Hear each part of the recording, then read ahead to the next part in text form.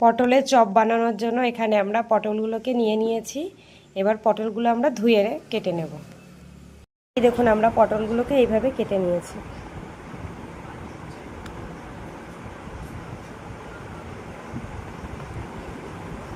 আর বেসন দিচ্ছি, অল্প পরিমাণ চালের গুঁড়ো দিচ্ছি। চালের গুঁড়ো দিলে বেশ মুচমুচে হবে। এবার দিয়ে দিচ্ছি লবণ, লঙ্কা গুঁড়ো এবং একটু হলুদ গুঁড়ো দেব, সামান্য পরিমাণ হলুদের গুঁড়ো। এবার দিয়ে দিচ্ছি জল।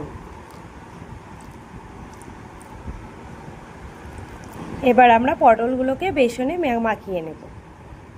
এই দেখুন হাতের সাহায্যে সুন্দরভাবে মাখিয়ে নিতে হবে। এই দেখুন এইভাবে মাখিয়ে নিতে হবে। আমরা পটলগুলোকে বেসনের সাহায্যে মাখিয়ে নিই। এই দেখুন পটলে আমাদের বেসন মাখানো কমপ্লিট। এবার আমরা এগুলোকে ভেজে নেব। আমরা কড়াইতে তেল দিয়ে দিয়েছি। এবার একে একে পটলগুলোকে দিয়ে দেব।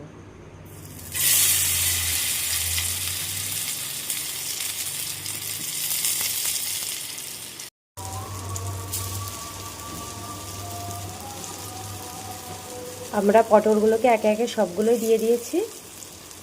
এবার একটু সময় নিয়ে এগুলোকে ভাজবো।